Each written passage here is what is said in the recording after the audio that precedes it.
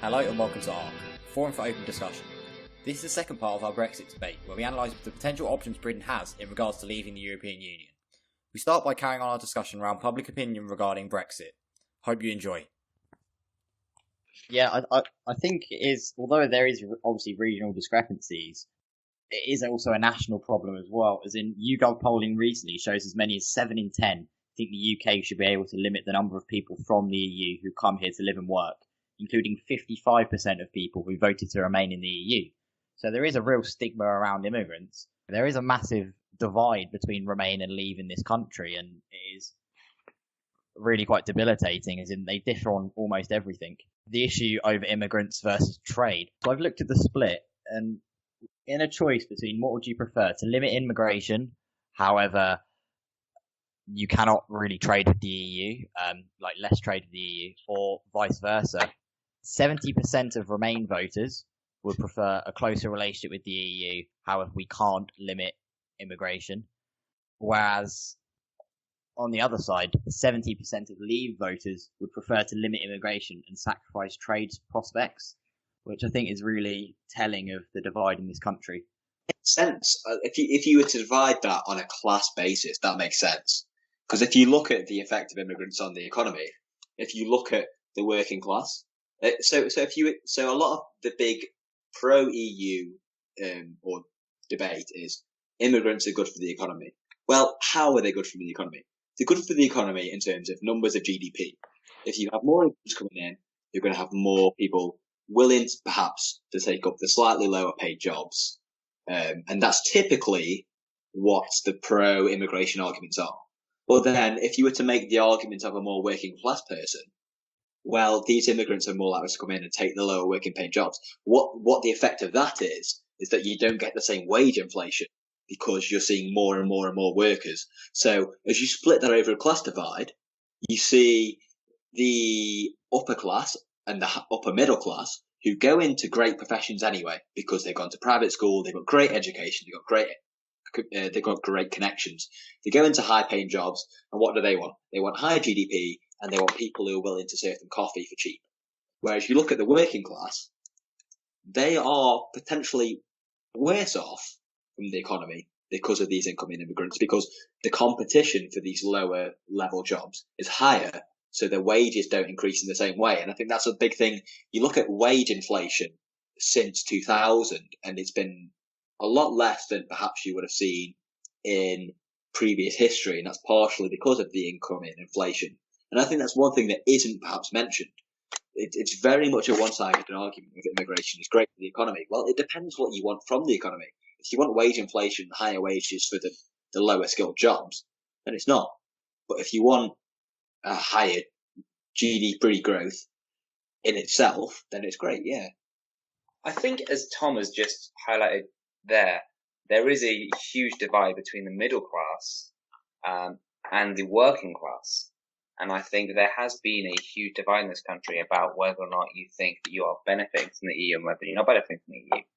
But the divide I've seen, and Ellis and I are from similar areas, and what he mentioned earlier about the fact that people prioritize trade, from me, a significant number of my close friends did support Leave, because they did have this view of the UK as a power outside of what it had become. I don't want to say jingoistic, but it is borderline based on the imperial past of the UK. And I think that is reflected in the Rees-Moggs of this world. You know, it is reflected in a lot of the ERG narrative, is the fact that the UK is not using its full weight in the EU, and that we would be more substantially beneficial to our citizens as an independent nation. And I think that it is based on this view of the UK, which is not true anymore. And I think it's based on... It's outdated. It's outdated, absolutely, Tom. And I think that, Ellis, you've touched on this perfectly about the fact that there's this Remain argument and the fact that sovereignty is important and the fact that trade is important. And I think that there is very much a strong argument that sovereignty has been lost to the EU. And I do agree with a lot of my friends have said that, you know, they don't value sovereignty. And if you would make the trade-off of I want to be more in command of my country, even if that makes me poorer. That is an absolutely perfectly valid perspective to hold. You can hold that perspective if that's what you want. However, for me personally, and I think for a lot of people that I know, economics and prosperity and just a general benefit to the standard of living in the UK is more important than our sovereignty. Because I do think sovereignty is a very much ambiguous concept. And I think that this concept has been overblown by the ERG and other hard levers. For example, the whole Brexit means Brexit is a complete, almost joke of a term. Brexit means breakfast. Brexit means Brexit. Brexit means breakfast. Brexit means breakfast. Brexit means 2 sausages, 2 bacon, 2 hash browns, egg and beans. I mean, come on. That is a He is right. breakfast. Black pudding as well. Black Brexit pudding. does mean a full English and a full English exit from the customs union and the single market. So that is kind of ridiculous. The fact that Theresa people are May saying said Brexit means breakfast. Her polling would have rocketed. Yeah. it genuinely would have. Like That whilst in the May bot. she'd possibly have gotten better than 32% of people think she's competent. But Still higher Isn't than she still Corbyn. higher than Corbyn? But yeah, I do think that it is ridiculous, the fact that there is this huge array of reasons people did vote for Brexit, and there has been no effort from the government to engage with why people voted Brexit. Just the fact that there is this button phrase of Brexit means Brexit. It's because they're scared to go back to the populace again, and they're scared to admit that they don't understand why it was voted for. They are. Because if you admit you don't understand why it was voted for, it's almost admitting that the people who campaigned for Brexit had advertised it would be sunlit uplands and everything you ever wanted could be possible. And while it's true at the time, like we didn't know what Brexit was, you could have an easily arranged agreement with the EU.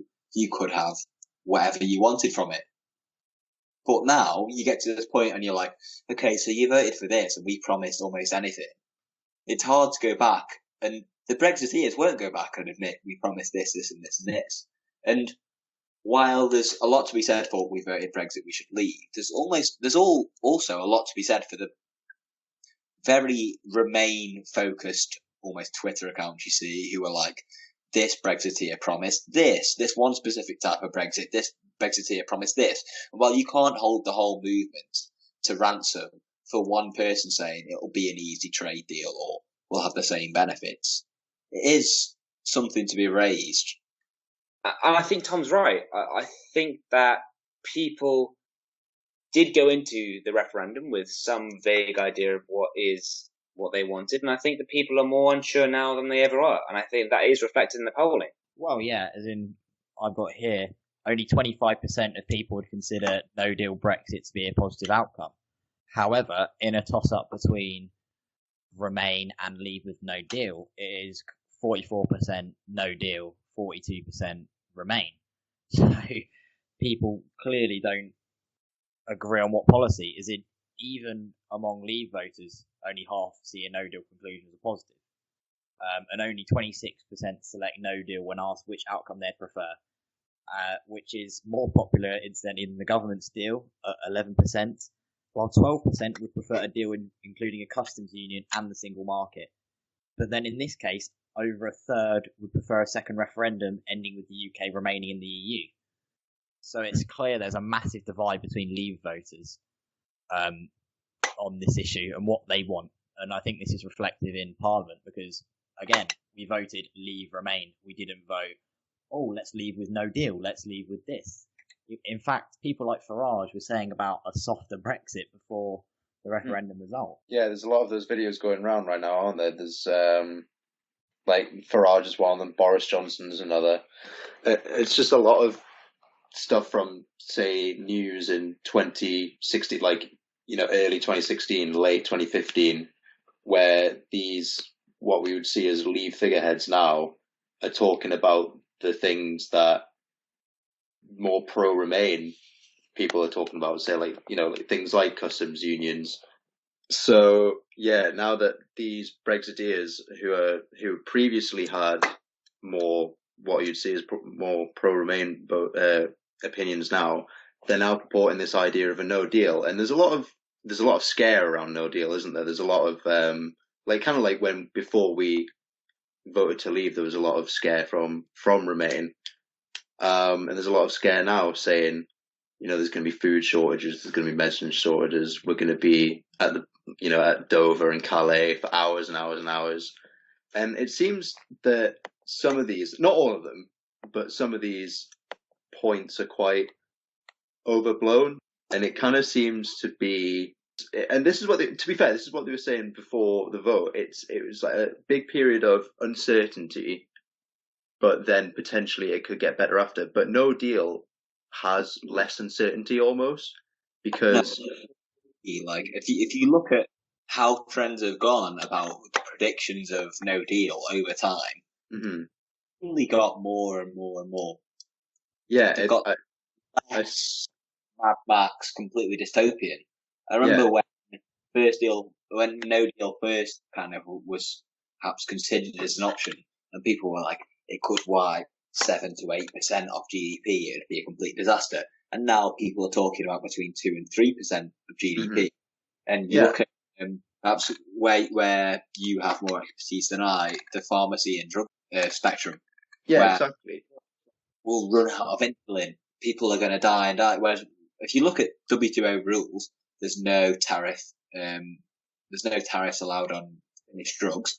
But also, like you look at insulin. People are saying we'll run out of insulin. The number one supplier of insulin to the NHS in the UK currently has 4 months worth in the country supplied in case of that outcome.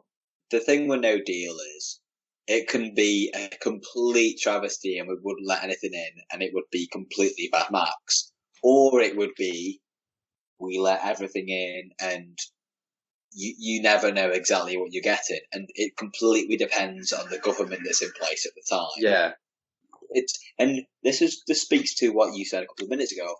Almost there's slightly more uncertainty under a no deal than right now than what perhaps deal we could get in the future. Well, there isn't, because no deal is a scenario that definitely needs to be managed, and the scenario you would get completely depends on how the government decides to manage the situation.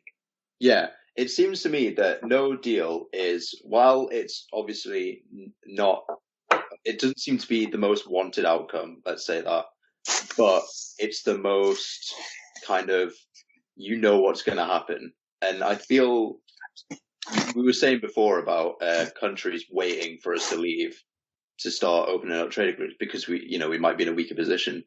It seems to be that with no deal, you get out, you don't have a deal, and yes, you might be in quite a weak position, but we can at least start talking these trade deals now. While over the next 2 or 3 years with withdrawal, it seems that businesses are in a bit of a limbo, and investment will be kind of put on hold during that time until people know what's happening, which is going to be another 2-3 years. And countries do want to negotiate with us. For instance, I don't know if you guys have heard of this Cans UK policy. Yeah, I've seen that. That looks quite cool. Basically, the party that's polling, I think it's the CPC, and they're neck and neck with Trudeau in polling, and they've made it sort of their mission to try and build a closer relationship with the Commonwealth countries in terms of goods and services, and I think people as well. And I think that would make sense for us, wouldn't it? Really, to do that with New Zealand and Canada. Yeah, and apparently we're trying to get Australia on board as well with this. Yeah. And yeah, it's also bipartisan. For instance, a party on the right of Canadian politics would want it, and a party on the left in New Zealand also want it as well. So what you're saying is that the best outcome of no deal is that we literally go back to trading with our colonial partners. We literally go back to being, let's just pretend we own the empire again and trade with those same countries that we used to do before. Except India would be the big boss. It's very interesting what you guys are saying here, because we don't trade with India as much as France and Germany do. Yeah, you'd think we'd want to. UK trade is very much, at the moment, and a lot of international trade is very much about geopolitics. So where are you in the world? We trade 46% of our trade is with the EU because it's the closest bloc to us, it's the closest countries. You are going to trade with the closest countries to you. This perspective as us trading more with the Commonwealth is based on this almost outmoded version of trade. So we did trade with the Commonwealth more after it stopped being empire. And there is a very good reason for that, in that we had brilliant trade links established. But you look at when we joined the European Union, New Zealand, Australia, they did change their trade policies. They turned more towards Asia because they realized where they were in the world. And ultimately, if we do go on this no deal idea, there are a huge number of issues that I can discuss in more depth. But I think it's not necessarily worth it right now. But our closest trading partners are the ones that are geographically closest to us. What I will say though is the EU as a proportion of our total trading has decreased in recent years from well over 50% to now being under 50%. Obviously, your point still stands that they're our largest trading partners and we can't exactly say no to them, but it is important to note that it has decreased in recent years.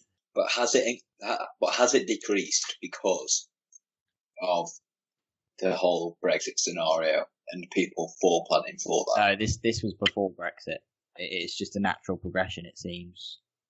Although, again, it's decreased from a high level to a slightly less high level. 50, just over 50 odd to 46%, while a big, 9% numerically, you can't completely discount that. 43% is still a huge proportion of your trade, and it's still probably the single biggest trading partner. Well, and I think that's one thing that wasn't outlined at all, or outlined enough, perhaps before. It's 43% of our trade, but people kind of made this argument of, well, yeah, we're there. They are our biggest trading partner, but we're we are important to them too. Well, they are 43 to kind of 50-ish% for us. We make up a much less portion of their trade when you look at what the EU trades to other nations. They're a much smaller proportion to them than what they are to us. Yeah, we'd be the junior trading partner in any relationship. Yeah. We'd be the Turkeys, wouldn't we? We'd be the Turkey. Well, I think we'd be in a better position than Turkey. Oh, of course we're in a better position than Turkey, but we're still, if you make the comparison between the two, we are the Turkey of the two. The issue is with the UK and the EU is the practicalities of the trade. So at the moment, there's about 60 million customs declarations made every year. The anticipated version of that is 260 million in a no-deal scenario. I think what's also worth mentioning is that we leave the EU, who are the two big powers, Germany and France. That gives Macron even greater power within the EU. And Macron, he sees himself as the goal. He sees himself as kind of the anti-British figure. While we've already positioned ourselves against the EU in these types of trade negotiations by leaving anyway, when possibly the most authoritative figure within the EU becomes Macron, that becomes even more anti-British as the sentiment of the EU as a whole. Yeah, and I think that a Macron-led Europe with us in a customs union could be a recipe for disaster in the sense that we'd almost be beholden to what they want, as in either way. I know you said, Marsden, about what we can do with barriers to trade. We'd still have less sovereignty in a customs union than we would as part of the EU in terms of trade. The important thing about customs unions is there's no proviso for services, and also that's part of the WTO agreements. The idea that you go to a no-deal exit, there is nothing in the World Trade Organization covering services, and the UK, as Ellison mentioned earlier, is a services economy. Turkey doesn't have a services arrangement. It's recently negotiated a very limited one with South Korea in 2015. We need to establish how important services are to our economy. And a no-deal exit, as we've alluded to previously, is catastrophic for our services industry.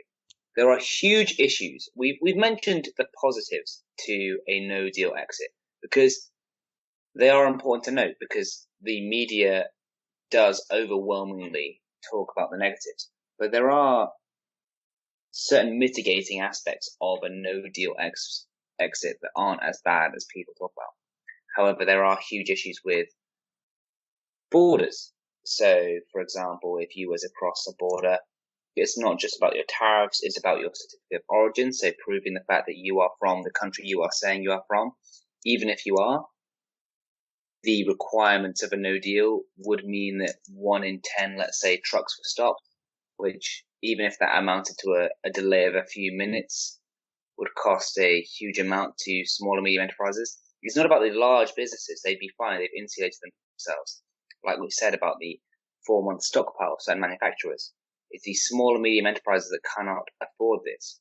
Even certain no-deal measures, such as authorized economic operators who have said to customs that they are, complying with every single aspect of it, and they are checking their goods at the warehouses. Your goods arrive at the port.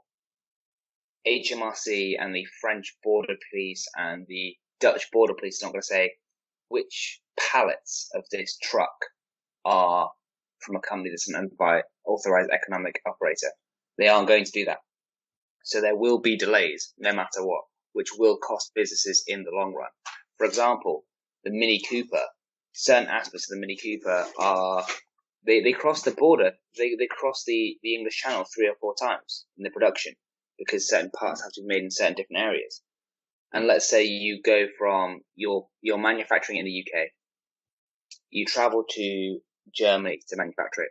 There's a £50 customs fee, okay, to get your good to Germany, right? In Germany, there's a £50 customs administration fee as well. And then on top of that, you've got the import duty if there's a no deal.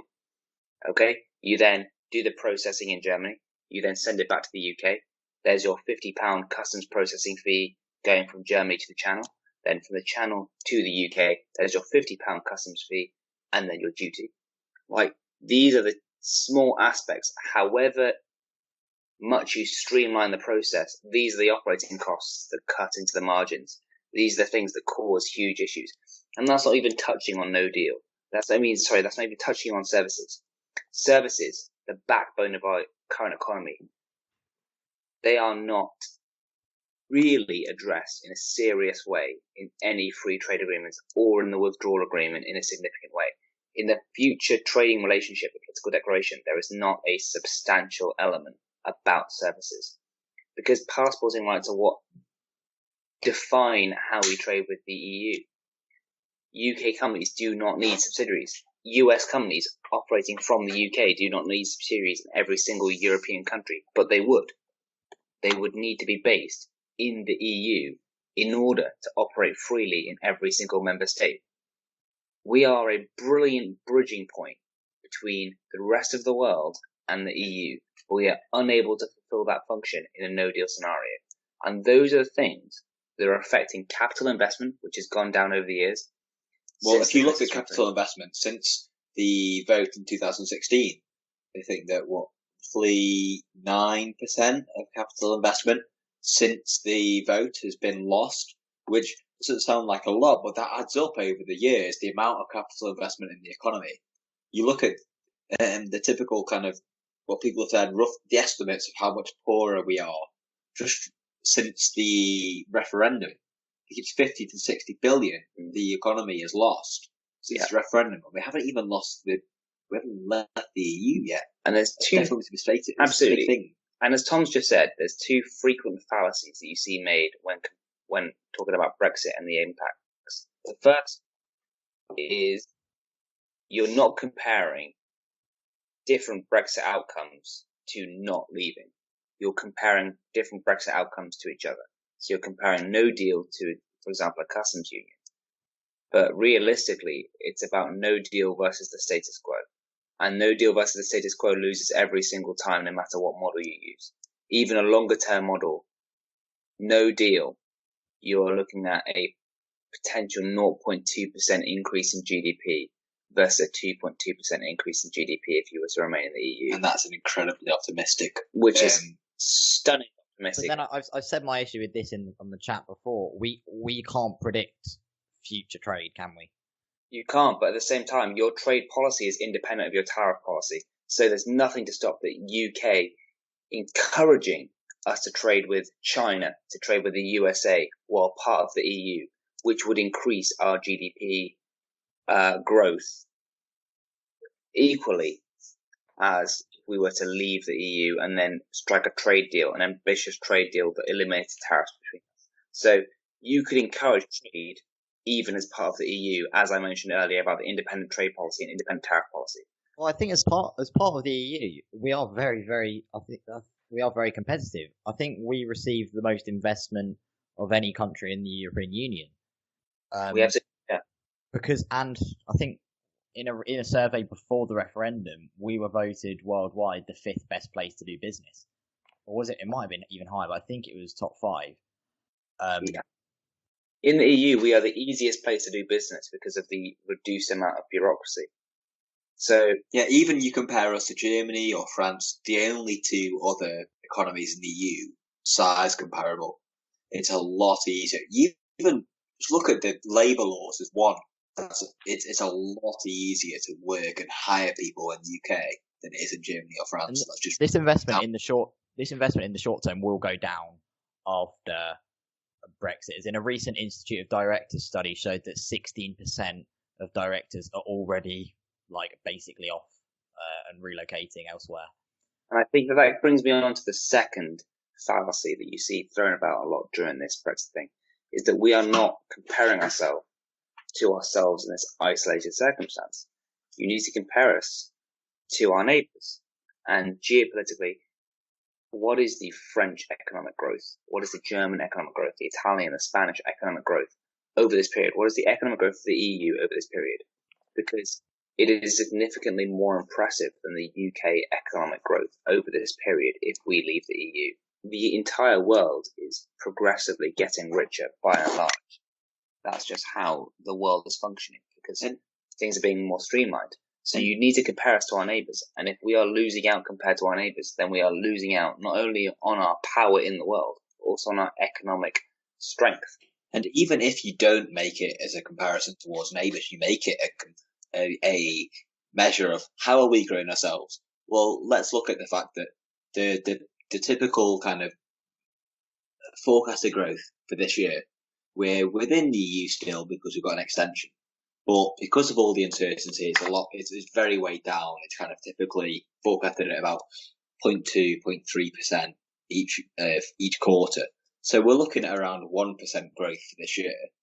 That is well below where our potential growth is. You look at potential growth, it's somewhere between 2 to 3% typically. And as we mentioned earlier in this podcast, business investment alone has been weighed on heavily during the past 2 years, and we're roughly 60 billion. Most estimates put us at 50 to 60 billion as an economy worse off than where we could be. And while yes, the economy has grown since the referendum, that's not to say that the Brexit process hasn't affected us. We have grown, and the FTSE 100 has grown, but part of that is because the companies in the FTSE 100 typically get most of their revenues from overseas. So as the sterling depreciates, we do better. But as an economy, we have grown, but we really should have grown a lot faster than we have. And I think this is one fallacy. Another fallacy that Brexiteers have mentioned, the FTSE 100 has gone up and the economy's grown since the referendum. Great, the economy's still growing. This whole anti-economic argument was rubbish. No, we should have grown faster, and we should be better off now than we were before, than we currently are. Yeah, so carrying on from that, I think the housing market is another thing that could really be affected. A recent study has shown that it could depreciate by 30% because everyone's in a state of limbo, as in no one knows what's going to happen really. So everyone's not investing, not doing anything because they're seeing how Brexit will pan out. No, I completely agree. My mum was renting a house in London, and a couple of months after the original Brexit vote, the guy who owned the house wanted to sell, and my mum got kicked out of the house and had to find a new place to rent. So, yeah, it definitely is something that's affecting people in the housing market. Right, okay, well, what do we think for the future then, lads? What do you think will happen with Theresa May's deal? Do you think it will end up in a customs union, no deal, or any other option? I don't know. It seems like from listening to you guys, it seems that the best option we have potentially is May's deal for if we're going to get, if we're going to leave. It seems that no deal isn't necessarily what we want. But I mean, personally, I still would like to remain. But I don't think that's going to be an option now. I think there's not enough support, is there, for a public referendum? As much as it seems to be, the big new thing. Gary Lineker loves it, all that stuff. It doesn't seem like when you look at the polling. What were you saying before, Alice? It was like 30% or something. Yeah, it was well, in a poll, if there was a referendum and it was a choice between no deal, which is by far not the most popular Brexit, Yeah, and remain, it was 44 to 42 in favour of no deal. And it isn't just this, as in these campaign lies that people are saying, as in they're very true. Leave said a lot of stuff and they were fined by the Electoral Commission, but people seem to forget that the government spent £9.3 million sending leaflets to everyone explaining why we should stay in the EU. And this was outside of official campaign funds. Mm-hmm. So they didn't get done on it. But that's an extra 9.3 million outlay towards Remain. And there was a lot of Remain scaremongering as well. For instance, David Cameron saying it could cause World War III. So I just don't think there's grounds for that referendum currently. I get you, yeah, but it does seem that as this continues, this kind of keeps going on. We've got all this talk about, well, it seems that May's vote is now not going to go through, even though she wants to try another 17 times. It seems that as we get closer and closer to this, there might be more support for a referendum. But I think a lot of the people who voted for Brexit but were saying, I'd prefer a much kind of softer, like you say, like people who would support May's deal, I still think they would probably err more on the side of leave without a deal than remain. So just to clarify, you mean May's deal in the sense of free trade, try and sort out a free trade agreement with Europe? Yeah. Okay. Tom Hawkins, what do you think? Well, obviously, it's completely insane. I think I've spoken to a few people, and if you look at what the experts are saying, I know William Hague's been doing a lot of conference calls with a lot of finance institutions of late, and it's probably because he gets paid a fat fee for every single one he does, so he probably keeps giving out different opinions to everyone. But what he's been giving out recently is roughly a 0% chance of May's deal going through as is, roughly 15% for no deal, 15% for a softer Brexit than in May's deal currently, a roughly 5% chance of a revoke Article 50, and a big 65% chance of an election or a second referendum. What I currently think is, I think the way the House of Parliament is currently, we're going to end up at an impasse, and we'll end up with a general election, and I think we'll end up with a softer form of Brexit than we currently have. I think we'll stick with the withdrawal agreement we've already agreed upon, and we'll end up with a slightly softer Brexit tilt towards the withdrawal agreement towards the end, perhaps towards a customs union or something of that ilk.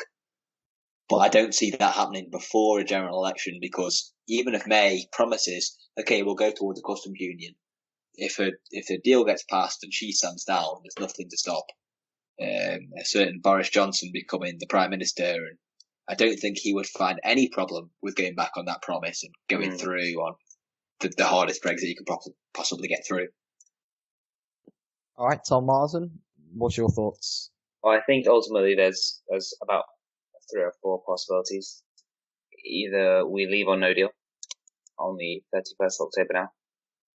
We choose to remain in the EU and overhaul whatever the referendum result was.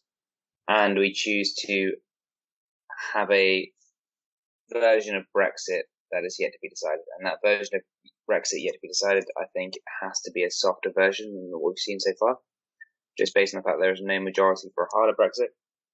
and the majority does seem to lie in some form of softer Brexit, whether that be a customs union, a single market and customs union entry, some form of softer Brexit is seeming to draw consensus from what I've seen, even if it's not a hard majority. So I think we're going to end up with either no deal, a Remain, or we're going to see some sort of softer Brexit. And my money is now on Remain.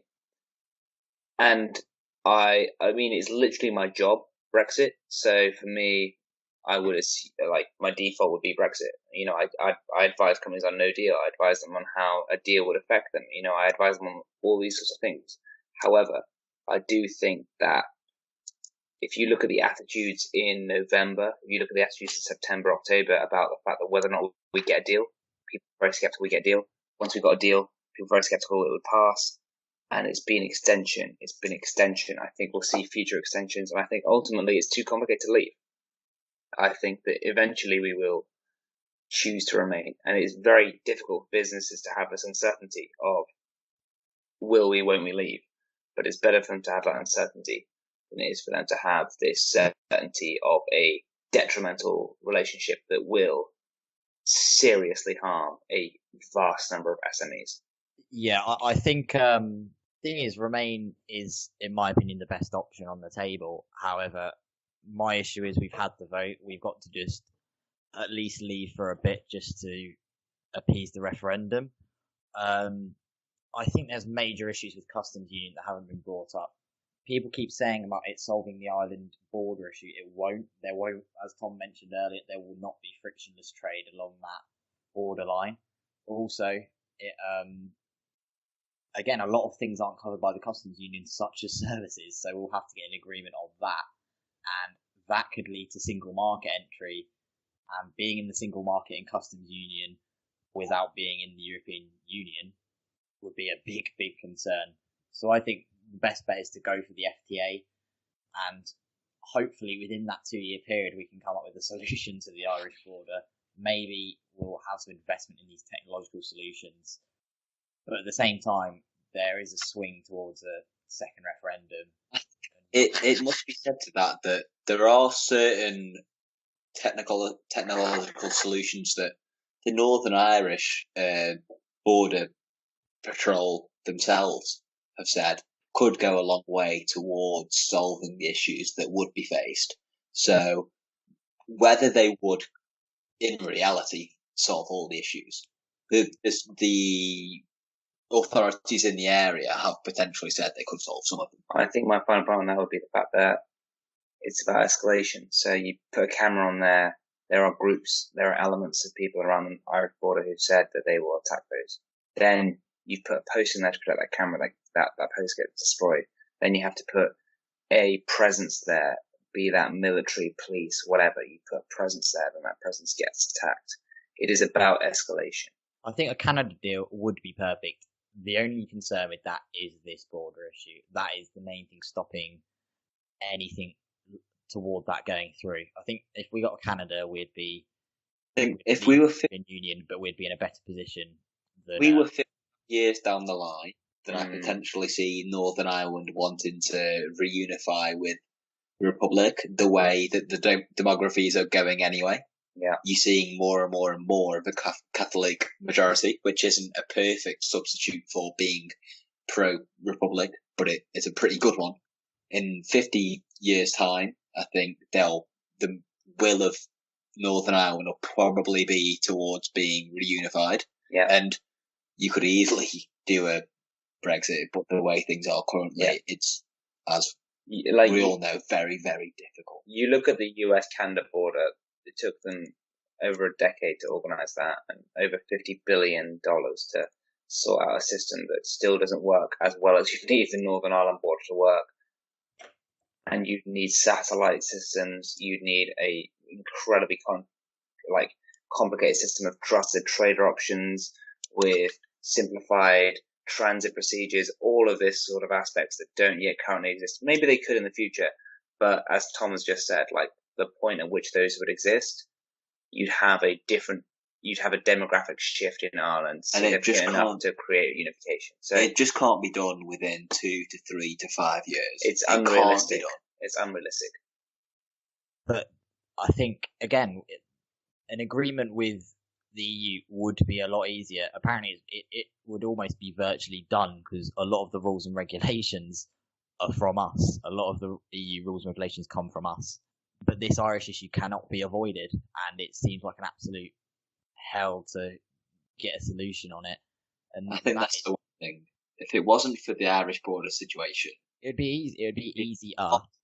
we would have a solution by now. We'd have left by now if it wasn't for the but- Northern Ireland. I see.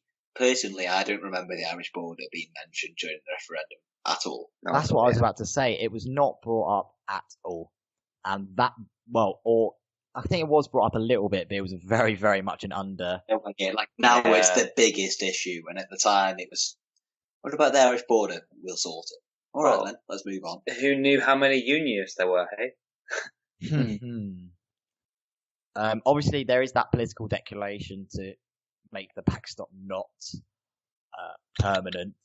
However, again, that's been found out to not hold up in a court of law. And the whole sovereignty issue with the EU having a say over it is concerning for many. But I think that was the best deal. I just don't think it will pass, mainly because it has Theresa May's branding on it, I and think that brand sucks. I agree. That's a big, big factor. I think there's so many people who would go, this, at least the withdrawal agreement, is a solid withdrawal agreement. We can move There is forward. no excuse. There is no excuse for not passing that withdrawal agreement. Yeah, No, exactly. not at all. Exactly. I mean, okay, I fully support the DUP's decision not to pass it. I If I'm the DUP, yeah, absolutely, that does weaken the union. Fair play, don't pass it. If I'm the ERG and my priority is Brexit, not the union, I'm passing that because that's my priority. the only justification for anyone bar the DUP to not justify that is that if we pass this, what happens going forward? We get a more pro-Brexit leader, and we end up in a worse situation. I think that's the only justification, but I think it would still get passed. Yeah, I think we've had a good discussion today. Obviously, we've come to no agreement as to what is the best deal. Probably siding towards Theresa May's, but who knows? It's a very complex process. So thanks for listening to ARC, and see you next time.